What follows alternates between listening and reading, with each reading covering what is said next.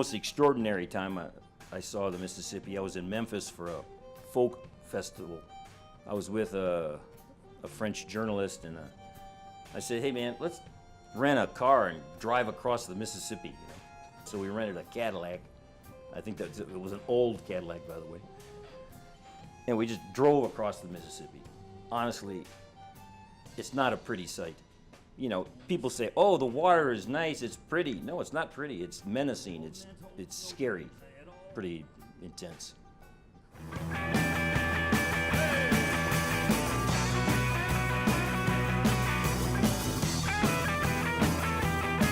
The idea came about 3 years ago when I was in Italy and I played with Marco DiMaggio in Florence, Italy.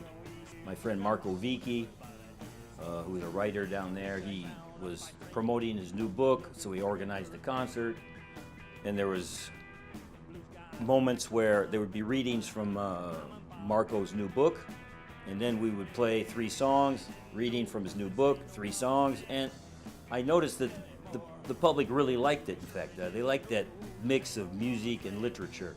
So almost immediately I thought of the Mississippi and I thought of Mark Twain, and I started reading. And I've been reading books about the Mississippi now for 3 years. I was pretty tired, and the first thing I knowed, I was asleep. When I woke up, I didn't know where I was for a minute. I sat up and looked around, a little scared. Then I remembered. I would like to evoke the myth of the Mississippi, and also the literature that came from that land, not just the music.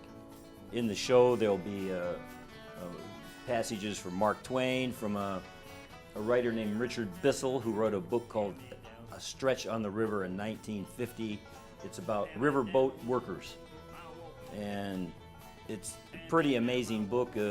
He influenced Elmore Leonard, if you know him, and there'll be Huckleberry Finn, which is a pretty amazing book too. I also took some talking blues, for example, John Lee Hooker, and made them into more of a poem. I figured John Lee Hooker does it so well, his own talking blues.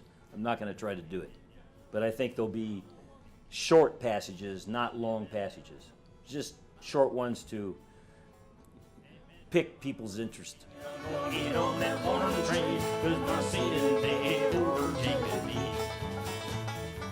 My wife's favorite song is Blood, Sweat, and Sorrow.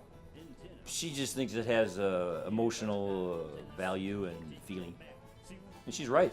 It does have emotional value and feeling. It's a pretty serious song if you listen to the words. It's about slavery, which was all over the South. No home to speak of. The original idea was the John Lee Hooker rhythm. So John Lee Hooker's from Mississippi. But the song is really about pilgrims and the immigrants in America that set out from the east to the west. I say a lot of Americans have never really settled down, to be honest. I know my family's like that.